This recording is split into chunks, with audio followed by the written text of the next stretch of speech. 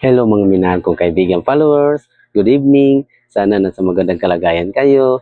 Nandito naman ako mangungulit sa inyo. Magdasal tayo ha. Maraming salamat. Sa ngalan sa Ama at sa Anak at sa Espiritu Santo. Amen. Panginoon kong si Kristo magkapangyarihan sa lahat.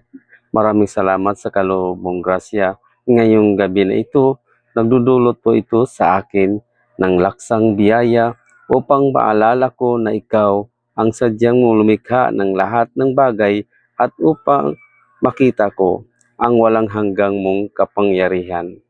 Na sana'y maging daan ako nitong kabutihan at ang pagkakaisa sa ibang kasamahan ko at magkakaroon ako ng layunin ng magbubuklod sa amin patungo sa magandang kinabukasan ng aming sarili, ng aming tahanan, ng aming bansa at ng buong kasingkuluban.